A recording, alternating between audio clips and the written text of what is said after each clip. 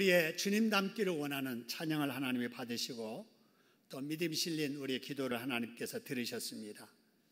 여러분, 이 더위 중에도 이렇게 시원하게 예배 드릴 수 있는 좋은 예배당을 주신 우리 하나님께 우리 박수로 한번 감사하겠습니다. 감사합니다. 여러분, 우리 좋은 교회에서 함께 예배 드리는 형제 자매들에게 이렇게 인사하셨으면 좋겠습니다. 더위 중에도 건강하세요. 인사하겠습니다. 더위 중에도 건강하시기 바랍니다. 감사합니다. 여러분, 제가 성경을 처음 읽다가 참 읽지 않고 그냥 훌쩍 이렇게 뛰어넘었으면 좋겠다 싶은 성경이 있었습니다. 누가 누구를 낳고 누가 누구를 낳고 누가 누구를 낳고 계속 낳는다는 이야기가 쭉 나올 때 왜 성경에 이런 말씀이 있을까? 이렇게 생각을 했었는데요. 여러분, 대한성서공회에서 나온 인명사전에 보면 우리가 보는 이 성경에 나오는 인물이 자그만치 1888명이라는 통계가 있습니다. 어떤 사람은 더 샅샅이 뒤져가지고 아니야 2000명이 넘어라고 말하는 사람도 있습니다만은, 여러분, 정말 이렇게 많은 사람들의 성경에 기록되어 있는데 이 많은 사람들의 면면을 살펴보면 정말 우리가 보기에도 닮고 싶은, 우리가 주님을 닮고 싶은 것처럼 사람 중에도 저 사람은 내가 닮고 싶다 이런 사람이 있습니다. 그런데 우리가 보기에도 거룩한 하나님의 말씀에 참 등장시켜서는 안 될 정말 부끄럽게 산 사람의 이름도 성경에 나와 있습니다. 여러분, 예를 든다면 롯의 딸들 말입니다. 여러분, 이들은 자손이 끊겨질 위기가 오자 자기 아버지에게 술을 마시고 자매가 돌아가면서 아버지와 동침해서 자식을 낳습니다. 여러분, 유다는 경건하게 사는 것처럼 하면서 밤에 몰래 남의 여자와 간음을 했는데 그 여자가 위장하고 같이 잔 며느리예요. 며느리와 간음을 한 거예요. 여러분, 압살롬은 아버지의 후궁들을 여러 사람들이 보는 앞에서 공개적으로 간음한 사람입니다. 거룩한 하나님의 말씀인 성경에 왜 듣기에도 부끄러운 일을 저지른 이런 사람들의 이름이 기록되는 거지요? 여러분, 다윗을 보세요. 우리가 생각하기에 얼마나 믿음 좋은 사람입니까? 그런데 성경에 보면은 다윗에 대해서 이렇게 좋은 면만 기록되어 있는 것이 아니라 보통 사람도 해서는 안 될 낯뜨거운 일도 함께 기록되어 있습니다. 여러분, 무슨 일이라고요? 이스라엘 나라가 전쟁 중이고 백성들은 그 전쟁터에 나가서 생명을 걸고 적과 싸우고 있었을 때의 일입니다. 여러분, 상황이 이 정도 되면 다윗 왕도 나라의 원명을 위해서 아마 금식하며 나라를 위해 싸우는 군인들을 위해서 기도했어야지요. 그런데 당시 왕이었던 이스라엘의 왕 다윗이 한가하게 옥상에 올라가서 사방을 이렇게 둘러보다가 이웃집 마당에 대낮에 홀다당 옷을 벗고 목욕하고 있는 여인을 보게 됩니다. 그 순간엔 다윗의 눈이 반해버립니다. 그래서 신하를 보내서 그 집 내력을 조사하게 하지요. 요새 말로 권력을 이용해서 민간인 사찰한 겁니다. 보고를 들어보니까 그 여인은 이미 결혼했는데 그 남편은 지금 군에 입대해서 복무 중이라 혼자 있대요. 혼자 있다고? 혼자 있다는 말에 마음이 더 흔들립니다. 어떻게 하지? 어떻게 해야 저 여인을 내가 빼앗지? 이런 악한 마음이 발동된 다윗이 나라를 위해서 군 복무 중인 그 여인의 남편을 싸움이 가장 치열한 곳으로 전보 발령시킵니다. 그리고 최전선에서 적과 싸워서 전투하다가 결국은 전사하게 합니다. 그러고 나서 다윗이 그의 아내를 데려다가 함께 살았다는 거예요. 여러분, 하나님의 나라, 선민 이스라엘의 왕 다윗이 말입니다. 여러분, 성경이 다윗에 대해서 기록을 해도 다윗이 블레셋의 대장 골리앗을 물러뜨렸다, 죽였다라고 하는 기사를 기록하는 것은 몰라도 다윗이 저지른 이런 수치스러운 일까지 왜 기록했을까요? 성경 비평가들은 이런 내용을 보면서 성경이 거룩한 온전한 하나님의 말씀이 아니고 외설적인 저급한 문학 작품이라고 비평하는데도 말입니다. 우리가 생각할 때 성경은 적어도 실수하고 죄 짓는 허물진 모습보다는 누가 읽어도 위험 있게 권위 있게 느껴지는 거룩한 내용들만 골라서 기록했어야 할 것 같습니다. 그런데 우리가 가지고 있는 성경은 그러지 않습니다. 심지어 예수님의 조상이라고 하는 다윗에 대한 기록을 보면은 보통 사람들도 그렇게 해서는 안 될 그런 추하고 악한 그런 일까지도 감추지 아니하고 그대로 기록하게 하신 겁니다. 여러분, 왜 그럴까요? 성경은 사실대로 사실을 전해주는 하나님의 말씀이기 때문입니다. 할렐루야. 여러분, 이런 걸 통해서 하나님께 우리에게 보여주시려고 하시는 의도는 사람은 누구나 다 온전치 못한 죄인들이다라는 거예요. 다윗이라고 우리와 다르지 않다라고 하는 거예요.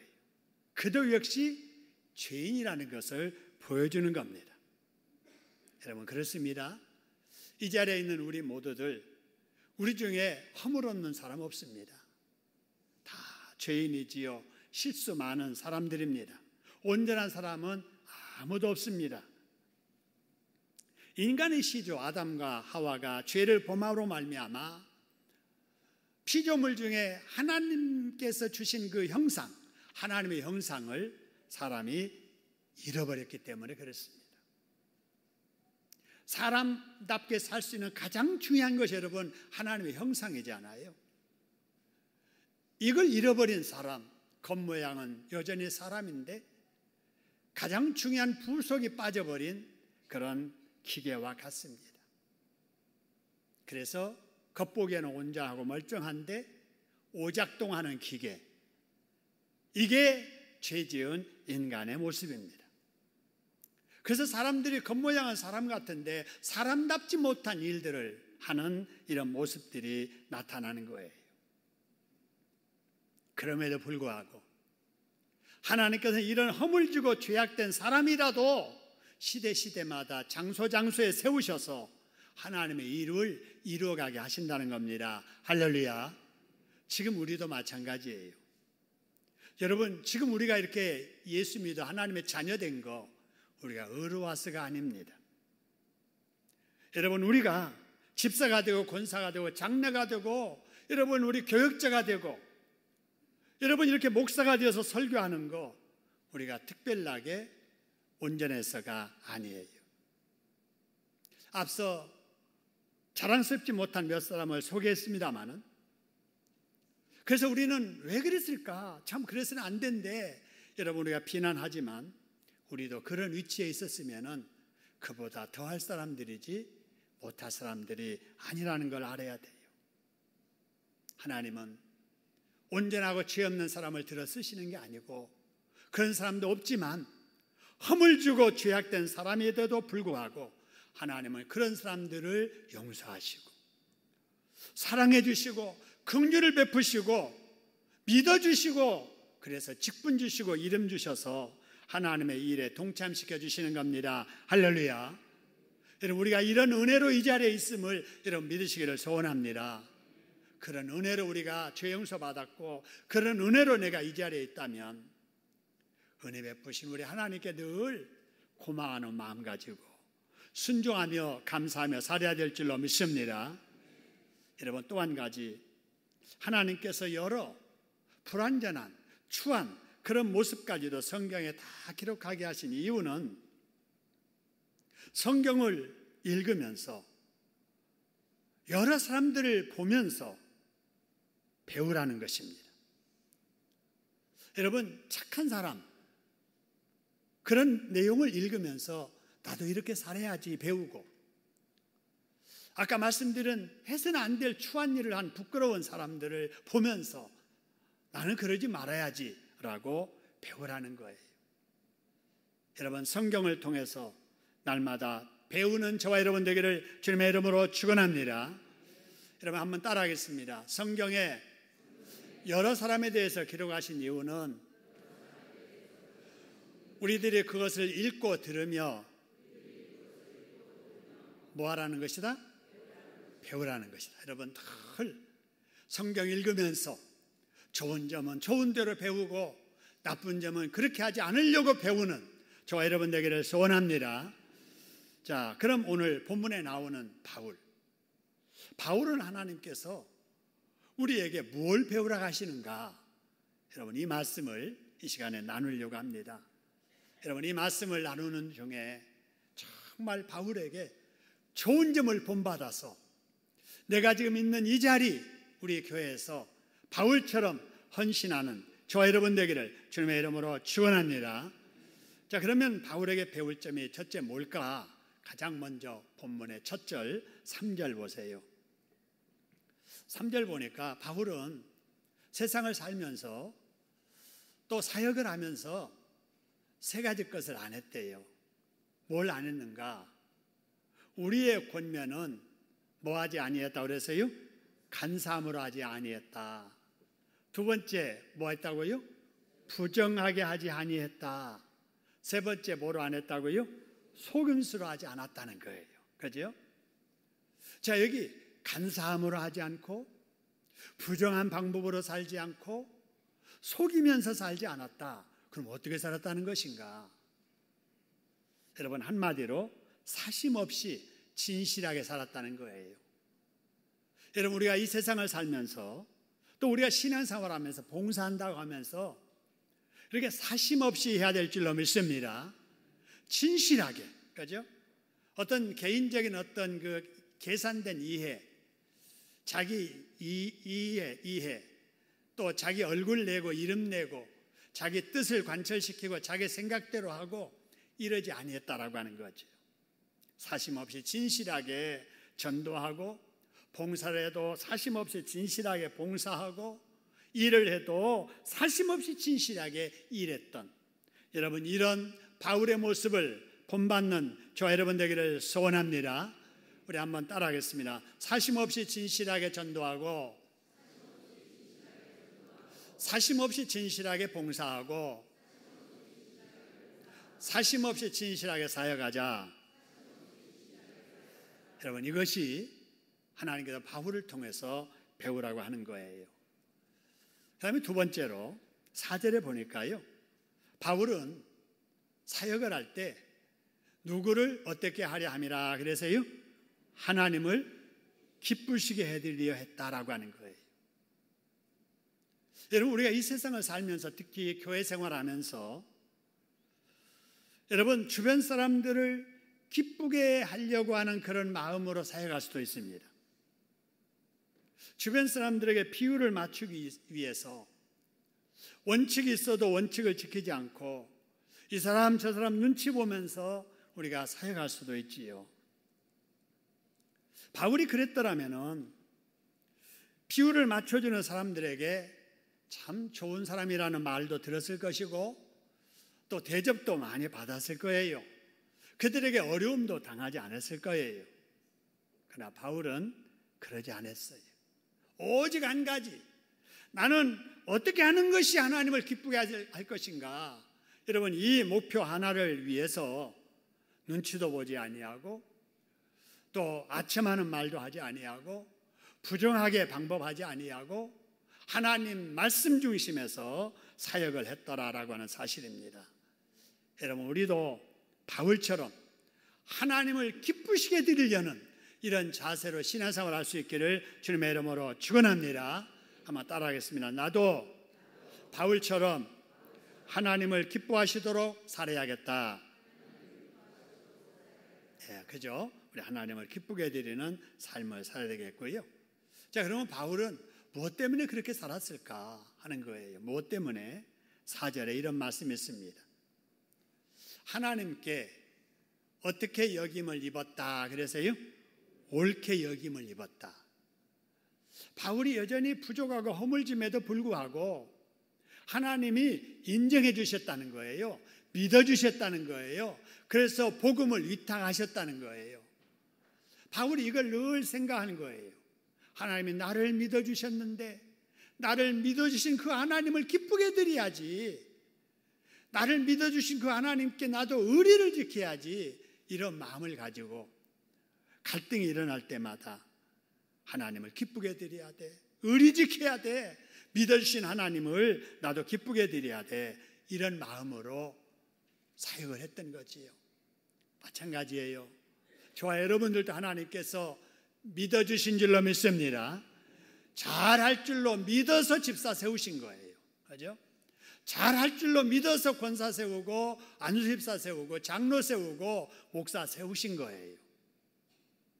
그럼 믿어주신 하나님을 실망시키면 안 되잖아요. 믿어주신 하나님께 감사하면서 믿어주신 하나님께 기쁨을 돌려드리려고 최선을 다하는 저와 여러분이 될 수 있기를 소원합니다. 자, 그 다음에 바울이 무엇 때문에 고난을 받으면서도 하나님을 기뻐하시도록 사역을 했을까? 역시 4절 다시 한번 보면은요, 마지막에 이런 말씀이 있죠. 오직 우리 무엇을 어떻게 하신 하나님을 그래서요? 마음을 감찰하신다. 감찰하신다. 여러분, 감찰한다라고 하는 것은 살핀다라고 하는 거예요. 그래서 다 아신다는 거예요. 여러분, 신앙생활 하면서 내가 믿는 하나님은 내 마음을 감찰하시고 다 아심을 여러분 믿으시기를 소원합니다. 이 믿음 없으면 여러분 신앙생활 못합니다. 여러분, 우리도 이 세상을 살다 보면은요, 가정에서도 내 마음을 몰라줘서 속상할 때가 있어요. 그죠? 남편이라도 내 마음을 알아줘야 되는데 남편도 내 마음을 몰라주는 것 같아. 그래서 늘 가슴이 아프고 외로움 느끼는 아내들도 있습니다. 다른 사람은 다 몰라도 내 아내는 내 마음을, 내 진실을 알아줄 것 같아. 하나 아내마저도 나를 알아주지 못해. 이래서 힘들게 외롭게 사는 가장들도 있어요. 우리 자녀들도 그렇고요. 또 자녀를 키우는 부모도 그래요. 자식도 내 마음을 몰라줘. 여러분, 이럴 때가 있다 그 말이에요. 근데 오죽 남들이야 오죽하겠어요. 살다 보면은 내 마음을 알아주지 못하는 것 같아서 속상하고 서운하고, 여러분 그럴 때가 많이 있지만 그럴 때마다 사람의 마음을 감찰하신 하나님이 나의 아버지라는 사실을 여러분 믿으시기를 소원합니다. 그걸 믿어야 돼요. 그래서 하나님이 알아주시면 됐지. 여러분, 이런 믿음으로 여러분 이 세상을 살아갈 수 있기를 소원합니다. 그러므로 우리가 위로를 받으면서 살으셔야 돼요. 그래서 바울이 하나님은 내 마음을 아셔. 누가 뭐라고 그래도 나는 하나님을 기쁘시게 해드리면서 살 거야. 여러분, 이런 믿음으로 고난 속에서도 그는 하나님 말씀에 순종하며 살 수 있었던 거예요. 그 다음에 5절 말씀 보시기 바랍니다. 바울은 신앙생활을 하면서 또 사역을 하면서 또 이렇게 안 했대요. 너희도 다 알지만 우리가 아무 때에도 뭐하거나 뭐하지 아니했다 그래서요, 아첨하는 말이나 탐심의 탈을 쓰지 아니했다라고 하는 거예요. 자기 사리 사역의 욕심을 위해서 바르지 못한 사람에게 진실되지 않는 말로 비유 맞추면서 사역하지 않았다 그 말이에요. 탈을 쓰지 않았다, 겉다르고 속다르게 행동하지 않았다라고 하는 거예요. 여러분, 그러면 어떻게 했다는 것인가? 오늘 여기 앞에 너희도 알거니와 너희들이 다 보아서 알지 않느냐. 근데 더 중요한 것은 누구도 아신다는 거예요. 맨 밑에 누구도 아신다? 하나님이 증언하시느니라. 여러분 그렇습니다. 여러분 우리의 신앙생활은 주변 사람들이 다 여러분 알아줍니다. 처음은 오해해도요 시간 지나면은 다 알아요. 진실되게 살아가는 사람인지 속다르고 겉다르게 살아가는 사람인지 다 알아요.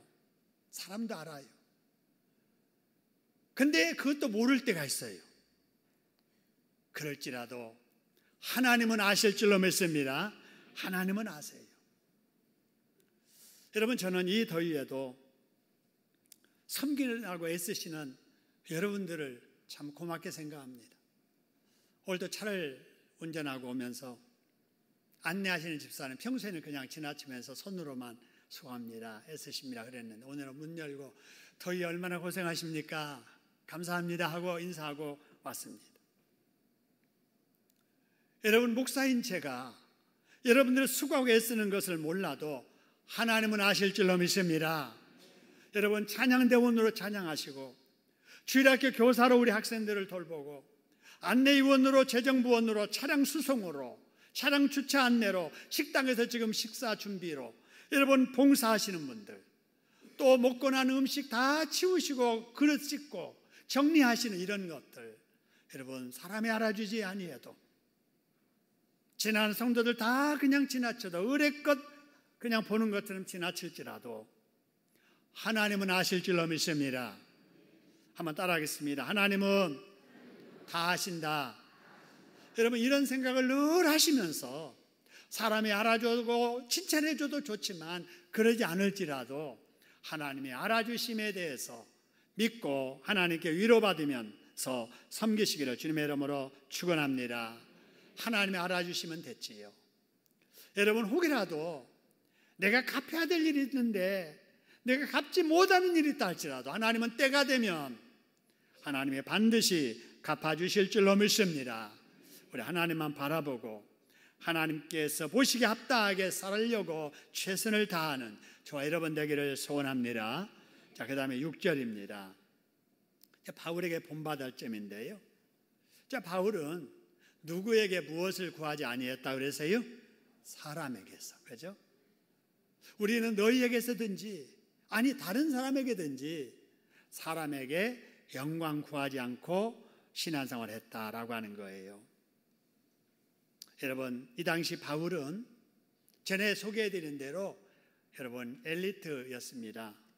실력이 있었어요. 믿음이 있었어요. 열정이 있었어요. 로마의 시민권과 유대 시민권을 동시에 가졌던 사람 어느 사회에 가서나 대접받으며 살 수 있는 지도급의 사람이었는데 어디 가서든지 대접받으려 하지 않았다는 거예요. 그럴 만한 위치에 있으면서도 섬기면서 사역했다는 거예요. 희생하면서 사역했다는 거예요. 이게 뭐냐? 우리 찬양대원이 찬양 부른 것처럼 섬김에 사는 주님을 닮는 그런 모습인 줄로 믿습니다. 우리 주님은 하나님이시면서도 이 땅에 오셔서 섬김을 받으려 하지 아니하고 도리어 섬기려고 하고 마지막에는 생명까지 죄인들을 위해서 내줄 정도의 그런 삶을 살았습니다. 이게 뭐냐? 내려놓음의 삶이에요. 여러분 어떤 사람은 그래요. 내려놓으세요 그러니까 나 내려놓을 것이 없어요 그럽니다. 내려놓을 것이 있어야 내려놓지요. 여러분 그렇지 않아요. 여러분 우리가 이 세상에 살면서 정말 내려놓아야 될 것이 많습니다. 나를 자꾸 내세우고 나를 인정해주고 알아주기를 원하고 그러기를 바라는 그 마음 내려놓아야 돼요. 그 마음을 내려놓을 때 바울처럼 섬김의 삶을 살 수 있고 그렇게 살아가는 모습이 주님을 닮는 모습이지요. 여러분 가정에서나 사회에서나 여러분 교회에서나 늘 이렇게 사람에게 영광을 구하려 하지 말고 사람에게 대접받으려 하지 말고 사람에게 좋은 소리 들으려 하지 말고 우리 하나님께 영광을 돌려드리는 그러면서 늘 내려놓음의 삶을 실천하며 살아가는 저와 여러분 되기를 주님의 이름으로 축원합니다. 자, 그 다음에 7절 말씀입니다. 7절 말씀 보낼까요? 바울은 신앙생활하면서 사역을 하면서 유순한 자가 되었다라고 했어요. 악한 사람, 강한 사람, 까다로운 사람, 모난 사람, 그런 사람 되지 아니하고 부드러운 사람이 되어서 주변 사람들에게 유모가 자녀를 기름과 같이 그렇게 섬기며 살았다라고 하는 것입니다. 입이 있어도 입이 없는 사람처럼 하나님의 영광을 위해서, 공동체의 영광을 위해서 힘이 있어도 아무 힘이 없는 사람처럼 그렇게 살았다는 거예요. 성숙한 사람만이 할 수 있는 모습이잖아요. 믿음 있는 사람만 할 수 있는 모습이지요.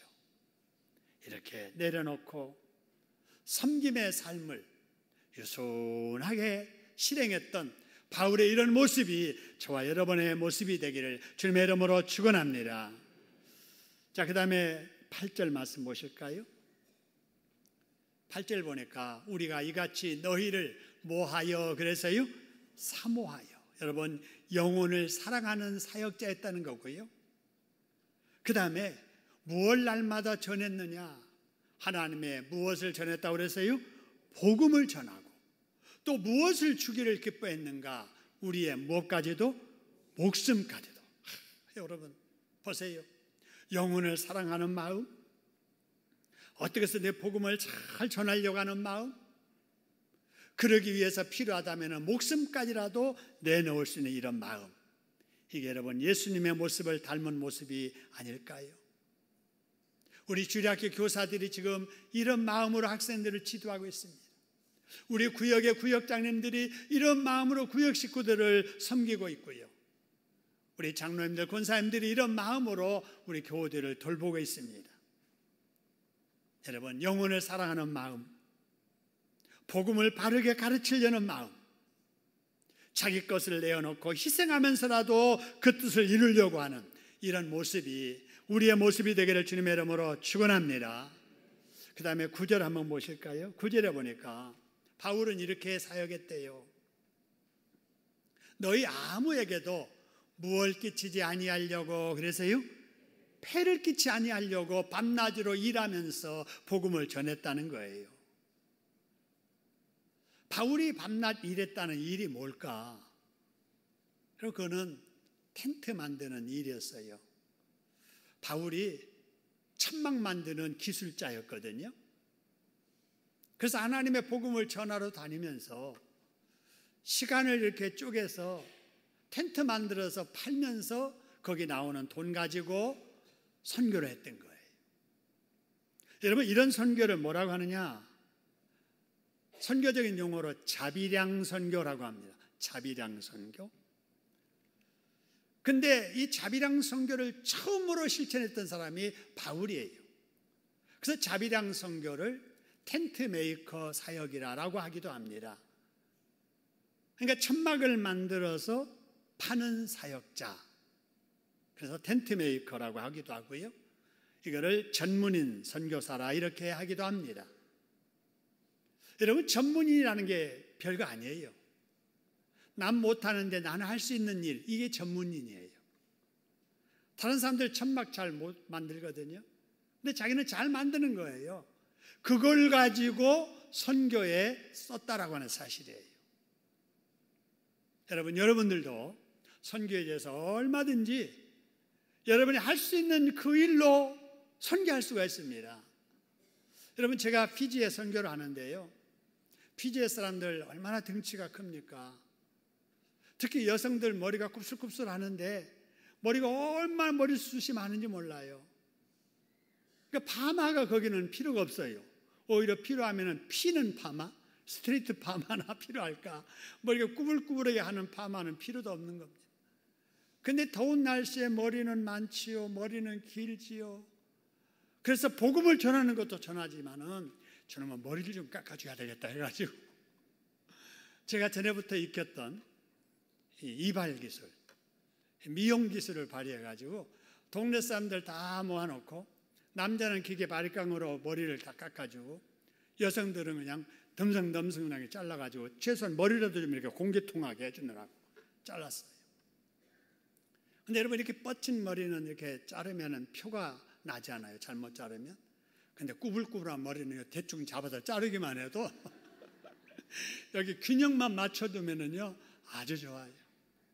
그래서 다 자르고 나서 빗질을 딱 해놓으면 너무 참 멋있더라고요. 여러분, 남들이 볼 때 저를 전문인 사역자라고 그렇게 말할 수 있을 거예요. 여러분, 한번 생각해 보세요. 일평생 한 번이라도 내 할 수 있는 일로 하나님 복음 전하는 일에 좀 이렇게 봉사해야 되겠다, 그런 마음을 가져보시길 바라요. 우리 교회 박자일 집사님 대목이시잖아요. 한 달간 우리 원로 목사님 사역하시는 데 가셔서 자비량으로 건축하고 오셨잖아요. 한 달 동안. 짧지만 여러분, 이게 전문인 사역입니다. 우리 교회 남희 집사님께서 오래전에 다니던 출석하시던 교회에서부터 건축기술로 자비량 선교를 하고 계십니다. 내년에는 모스크바에 가시겠다고 해서 제가 모스크바의 임국현 선교사님에게 연결을 하려고 합니다. 여러분들도 여러분이 할 수 있는 일로 얼마든지 자비량 전문인 사역을 할 수 있다라고 하는 것을 기억하시고요. 여러분의 자녀들, 우리 주일학교 학생들, 이 자리에는 우리 청년들 중에도 바울과 같은 이런 심정으로 자비량 선교하는 선교사들이 많이 나올 수 있기를 소원합니다. 우리 복음을 받았으면 받은 복음을 누구에게인가 전해줘야 돼요. 그럴 때 복음은 나를 통해서 다음 세대로 또 흘러가잖아요. 바울은 선교사로서 자기가 할 수 있는 일로 선교에 헌신했던 자비량 선교사였습니다. 여러분, 마지막으로 12절 말씀을 한번 보시길 바랍니다. 12절의 말씀 보니까, 자, 바울은 하나님께 합당히 행하게 하려는 마음을 가지고 사역을 했다라는 거예요. 하나님께 합당히 행하려 하였다는 거죠.